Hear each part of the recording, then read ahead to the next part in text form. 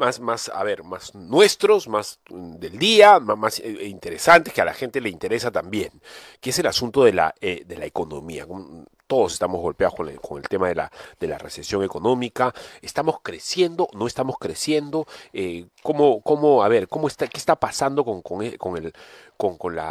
con la población informal y sobre todo el retiro de la AFP y el retiro de la CTS va a ayudar, realmente va a mover la rueda de la economía en el país? Por ahí hay sectores privados muy ligados a las AFPs, por supuesto, que están diciendo que no va a ser así. Creo que incluso la propia asociación de AFPs ya se ha manifestado al asunto y han dicho que el retiro de los 20.400 soles en 4 armadas que va a ocurrir este año no va a terminar ayudando a la economía del Perú. Bueno, hemos traído un economista que además es un hombre que sabes, él es presidente del Instituto de Libre Empresa, profesor universitario, economista conocido, en diversos medios televisivos lo llaman, le preguntan sus opiniones, etcétera, y él siempre muy amablemente las da. José Luis Tapia está con nosotros. Hola José Luis, buen día. ¿Cómo estás? Buen día, Fabricio. Bueno, la economía, mira, hay que verlo de dos ángulos siempre, ¿no? El ángulo personal, si a ti te dan 20.000 soles te va a ir mejor, ¿no es cierto? Es algo lógico. Lo que pasa es que con eso de decir la economía en su conjunto, ahí tienes que ser muy cuidadoso, porque en ese aspecto es donde viene la discrepancia justamente entre los economistas. ¿Cuáles son esas discrepancias normalmente? Cuando dicen que ese dinero, esos 20.000, si tú lo tomas en su conjunto, que más o menos son como 20.000 millones de soles que va a salir de las arcas de las AFP, es como tratar de adivinar qué va a hacer la gente con cada vez que reciba el dinero. Y entonces ahí es donde se podría decir, por un lado, es bueno para las personas, sí. Por otro lado, desde el punto de vista de la AFP, es bueno, no, porque no rentabiliza lo que se supone debe rentabilizar. Pero por otro lado tienes el aspecto de los bancos. Cuando los bancos reciben dinero de los propios, digamos, de las cuentas de uno lo deposita. ¿Qué hacen con ese dinero los bancos? Lo prestan. ¿Correcto? O sea, prestan es un tema que también le conviene a los bancos. O sea, para el hipotecario, por ejemplo, cuestiones hipotecarias. Tienes un saldo y quieres poner para tu préstamo hipotecario. Lo cual, eso. Después viene el otro tema, el de la deuda. Por ejemplo, saca la plata, paga la deuda. ¿Le va a punto de vista de la persona? ¿Le va bien? Sí, le va bien porque está reduciendo su carga financiera y va a pagar menos deuda, digamos, a final de su ejercicio. Luego tienes el otro lado de la parte, digamos, más macro de la economía. Esos 20.000 millones que dice que va a salir de las AFPs, lo toman ellos como si fuesen parte de una política económica. Quiere decir, el ministro juega con los 20.000 millones como para hacer con ello política. ¿Qué significa eso? Que lo toma como una variable. Por ejemplo, ¿debería esto estar destinado para el gasto, para las inversiones, para el consumo, para esto? Y lo toma dentro de su ecuación. Hay una ecuación dentro de la macroeconomía que se llama el PBI igual, consumo más inversión, más gasto, más exportación, importación. Todas esas 4 o 5 variables es para el ministro importante porque hace seguimiento del PBI todos los meses. Entonces, con lo que quiero decirte a ti y a tus amigos que te siguen es, si tú lo ves desde un punto de vista individual, le va a ir muy bien a la gente teniendo algo porque la gente sabe qué hacer con su dinero. Si tú lo ves desde un punto de vista macro, hay muchas opiniones. Yo la vería más positivo, digamos, ¿no? O sea, la gente paga su deuda, los 20.000 ya no va a estar en manos del gobierno, porque tú sabes que esos 20.000 millones, gran parte de los depósitos de las AFP, tú sabes que está en el gobierno. O sea, si tú miras las inversiones realizadas por las AFP, es 21% de sus depósitos están invertidos en el gobierno a través de unos famosos bonos, etcétera. Entonces, ¿eso para qué sirve? Para financiar al gobierno. Entonces, el gobierno no puede desprenderse así nomás de 20.000 millones porque sabe que no va a poder contar con ese dinero para hacer política. Entonces, el propio gobierno está opuesto. Aun cuando ese dinero no le pertenezca al gobierno, o sea, no le pertenece. Le pertenece a la gente, ¿no? A la gente. Cada uno, ¿verdad? Pero las AFP financian al gobierno, ¿ves? Entonces, ¿de qué estamos hablando? Ellos, claro, sacando la cara por su gobierno, van a decir, bueno, que sigan financiando al gobierno, pero ya sabemos en qué acaba ese dinero. Entonces, desde un punto de vista, digamos, general, en el balance entre lo individual y lo colectivo, yo prefiero siempre lo individual, porque lo colectivo son estadísticas, son agregados, son cosas que tú no puedes saber finalmente si la gente va a hacer determinada o tal cosa. Entonces, ahí tú no puedes asegurar nada. Lo que sí sabemos es esos 20.000 millones que van a salir y que van a estar distribuidos en las cuentas individuales de las personas, por lo menos en esta coyuntura, es una coyuntura bastante adversa, ¿no? Como tú sabrás, no los indicadores por lo menos no nos dicen mucho. Por ejemplo, dice, salió negativo la última, el interanual, que le dicen, dicen marzo a marzo, dice, entre marzo de este año y marzo del año pasado, ¿cuánto creció? Y te sale negativo. Pero si tú agarras de los primeros 3 meses, enero, marzo y abril, o enero, febrero, marzo, te sale positivo.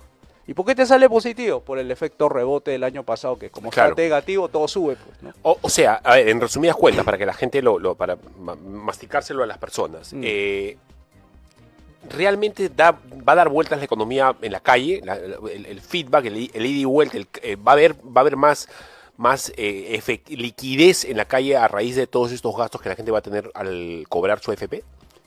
Sí, en realidad sí, siempre hay liquidez para la gente, pero el tema es cómo va tu economía, cómo saber cómo te va. Tú estás bien endeudado, poco endeudado, mucho endeudado. La prioridad siempre es matar deuda lo primero, ¿no? Eso es el consejo clave, entonces. Claro, eso es lo primerito. Ahora, ¿qué va a hacer la gente una vez que tiene? ¿Va a invertir? Bueno, en esta coyuntura, ¿vas a invertir? Según lo que dicen ahí, no deberías invertir porque el mercado se está estrechando. Hay un indicador, por ejemplo, el indicador de créditos concedidos a corporativos, ¿ya? Ese es un indicador. Está en caída. O sea, quiere decir que se le está concediendo menos préstamos a las empresas para que aumente su capacidad de producción. Entonces, ese crédito es un indicador, como decir también la electricidad, el cemento y una serie de indicadores que con eso te señalan si la economía va a crecer de aquí para adelante. Y por lo menos hasta ahora lo que se ve es que hay una tendencia hacia abajo, a pesar de que estamos en rebote, ¿no? Pero igual, no va a compensar. Yo creo que ahí van a tener que hacer replanteamientos. Por ejemplo, el BCR dice que va a crecer 3. 3.1 dice. Sí, el otro 3.4, el MEF. Pero estamos recién en mayo. Vas a ver que a partir de julio esas tendencias van a ser hacia abajo. Siempre se equivocan, los primeros 5 meses se equivocan, siempre, porque hay una tendencia siempre de optimismo al comienzo, por estos indicadores que enseña el BCR, por ejemplo, expectativas empresariales, ¿ya? Entonces dice, de aquí a 3 meses, ¿qué va a hacer usted? ¿Va a mejorar o no va a contratar gente? ¿Va a usted tener más inventarios? ¿Cómo ve la situación de su negocio? Entonces sale negativo. Después le preguntan, de aquí a 6 meses, más o menos. De aquí a 12 meses, mejor. Pero ahí hay una equivocación, porque en la de largo plazo es donde se equivocan siempre. ¿Por qué? Por ejemplo, los empresarios no saben mucho de política, se dedican muy bien a los negocios. ¿Y cuál es la parte política que lo va a afectar? Dentro de un año. En un año va a empezar toda la carrera electoral. Y esa carrera electoral, ¿qué va a salir? Promesas populistas. Van a prometer cambio de constitución. Y cuando eso suceda, todas las inversiones que ellos querían hacer se va a frenar. Porque siempre en periodos electorales se frena todo por la incertidumbre que causa esas promesas de esas personas que dicen vamos a cambiar la constitución, claro, vamos a hacer populismo, vamos a aumentar los sueldos. Entonces eso asusta y ellos no saben. Y sin embargo, ¿cómo declaran que sí va a estar mejor la economía dentro de un año, ¿no? A ver, el tema de la recesión económica, José Luis, quería que se lo expliques a la gente. Sigue impactando en la generación de empleos este asunto de la recesión económica. Según INEI, hace muy poquito, alrededor de 20.700 peruanos perdieron sus trabajos en el primer trimestre de este año, es decir, de enero a marzo. Y esto con respecto al periodo anterior compuesto por octubre, noviembre y diciembre. ¿Esto va a mejorar? ¿La recesión va a desaparecer? ¿Va a empezar a darle paso a otra situación? ¿O tú crees que no? Hay de lo posible y de lo factible. Lo posible es, ok, ¿qué tendría que pasar para que mejore esto? Tendría que dar buenas señales el Ejecutivo, ¿no? Sobre todo que lidera. Por un ministro Arista, en vez de estar ahí peleándose con la presidenta, debería estar hablando de reformas. Por ejemplo, reforma política, reforma económica, educativa, todo. porque la reforma siempre trae nuevos impulsos, ¿no? Abrir los mercados, desregular, privatizar, eso es lo normal, eso es lo que hace que la economía crezca, le estás abriendo la cancha a los que se van a dedicar a invertir. Eso es a poner plata en el mercado, claro, para que el mercado crezca. Te estoy bajando impuestos, te estoy abriendo, te estoy desregulando, invierte. Ok, eso es lo posible, eso es lo que podría hacer cualquiera. Ahora, factible, ¿lo puede hacer este gobierno? O sea, así como va, que sobrevive en estos momentos porque tiene 3 mociones de vacancia, luego le dicen que no procede, y luego están empecinados a seguir con esto de la moción de vacancia. Entonces, con esas, en el Perú todo es posible, realmente dicen así, pero viéndolo de la variable política, eso frena, ¿no? O sea, yo creo que deberían hacer reformas, en mi opinión, deberían hacerlas para acelerar. Porque así como está, ese piloto automático está así como el avión, yéndose el piloto automático, pero yéndose hacia abajo. O sea, ¿qué es la recesión entonces, en todo caso? ¿Qué significa y qué tanto daño nos puede hacer? Eso significa desacelerar un auto que se va de aquí a Ica y que está yendo a 80 por hora y cada vez va bajando su velocidad de 80, 60, 60, 40, y no sabemos si se va a parar. Y cuando se pare ya entramos en depresión. Depresión significa todos los empleos se destruyen, nadie invierte y ya todo es negativo. Tiene que ser un año o 6 meses más o menos que todo sea negativo, negativo, negativo, negativo. Y entonces ya no se crece, sino se decrece. O sea, ahí empieza como el caso de Vizcarra cuando nos mandó al vacío, ¿te acuerdas? El 13% sí, claro, negativo, eso es. Exacto. Eso, por esas causas puede suceder y ya, ni modo, pues ya ahora recuperarte de 13, de 10, de 8 es bien difícil, ¿no? Con las actuales. Aunque claro, los precios de los metales nos dice algo, ¿no? Dice que cada vez que va subiendo el cobre, desde el punto de vista del PBI, sube 0.1%. Solamente impulsado por un metal nada más. Ahora, quisiéramos que eso no fuera lo único, ¿no? Quisiéramos que la inversión no sea solamente minera, sino sea en general toda la economía. Tú sabes como dato que el Perú no es un país minero. ¿Sabías eso? Porque nos venden esa idea de que el Perú es un país minero. No, no es minero, es de servicios. Si tú calculas la cantidad digamos, de los sectores, y esos sectores tú le ves sus pesos, cada uno, cuánto contribuye al crecimiento de los bienes, de la riqueza, te sale 65% sector servicio. ¿Y qué hay dentro del sector servicio? Construcción, agua, finanzas, educación, medicina, todo lo que no es tangible, eso es servicios. Minería, ¿sabe cuánto te sale? 13%. Agricultura, 6%. Pesquería, 1%.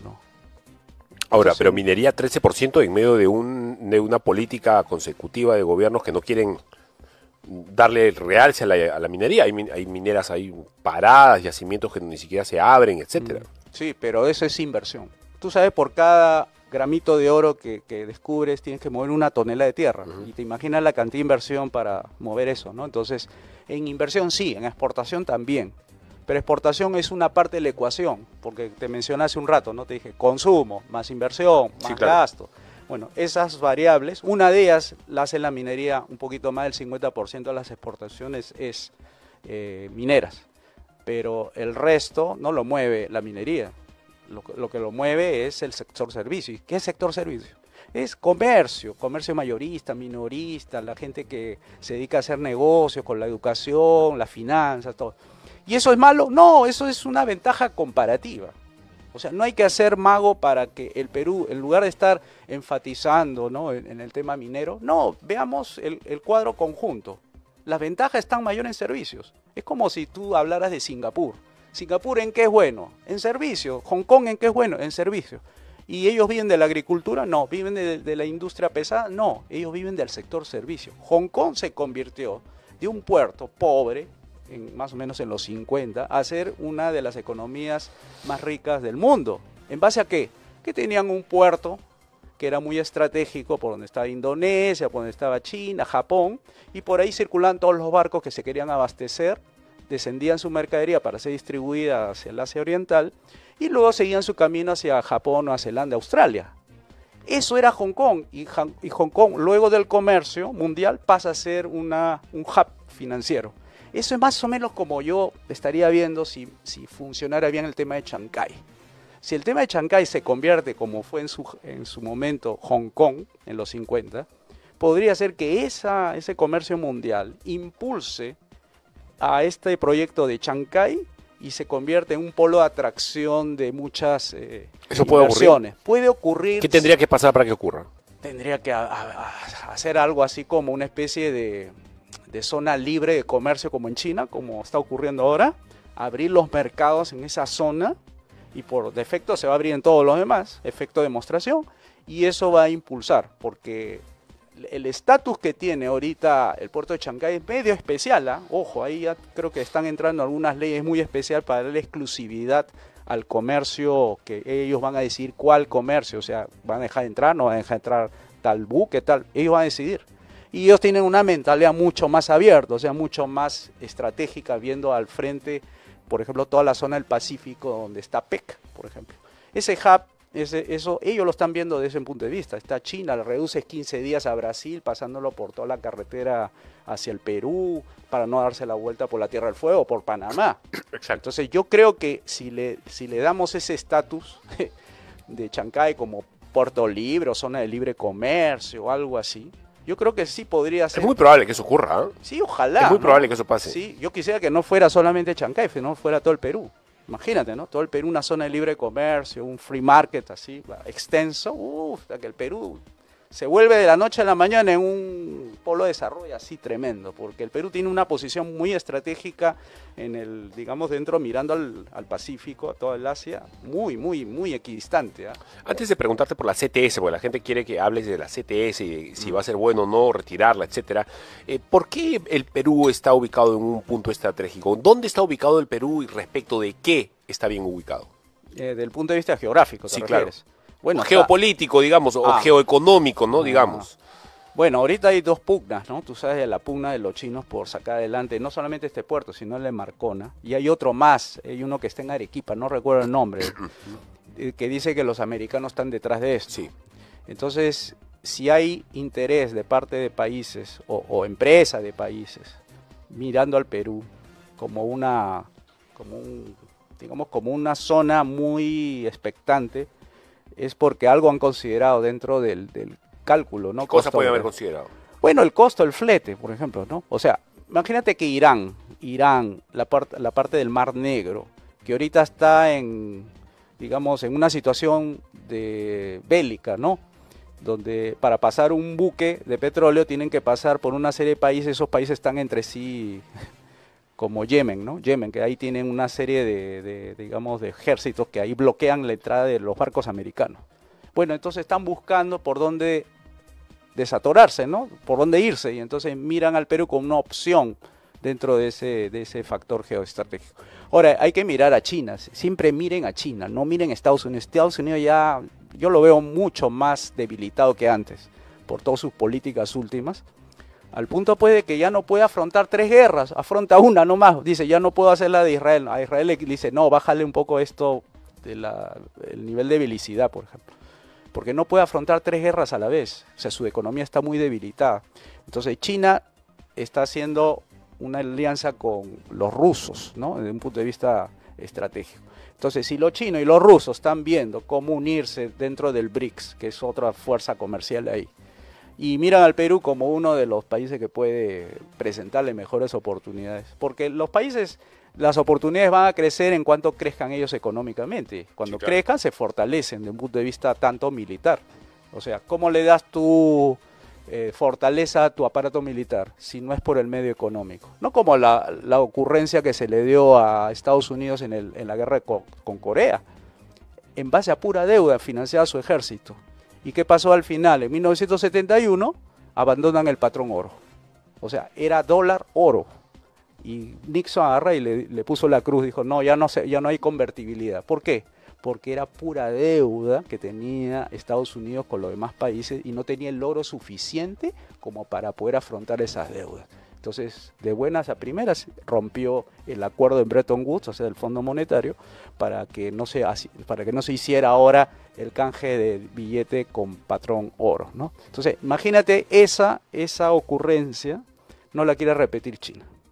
y China quiere que sea libre comercio. Ellos son los impulsores del libre comercio. Fíjate las declaraciones de Jinping, y ellos son pro libre mercado. En cambio los otros son halcones, los norteamericanos, los de la OTAN. ¿Qué hacen? Tratar de acercarse a Rusia para que sienta que hay una amenaza y Rusia no invada Ucrania, y Ucrania se ha puesto en medio del conflicto entre la OTAN y los rusos. Siempre los rusos han sido enemigos de los americanos, ¿no? Pero desde un punto de vista económico están, digamos, haciendo bien las cosas. Por ejemplo, los rusos y los chinos están comprando oro, y en cambio los norteamericanos están comprando deuda. Sí, pues. Y así se van a debilitar, van a terminar yéndose muy mal. A ver, José Luis, para terminar, Sí. ¿es positivo retirar la CTS o no?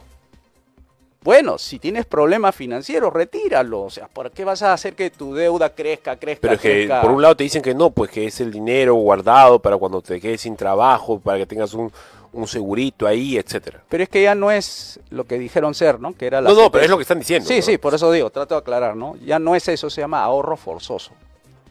No es seguro de desempleo, porque seguro de desempleo, si tuvieras buenas condiciones, no debería ser en 6 meses que la gente podría conseguir su trabajo, ¿no? Debería ser en menos.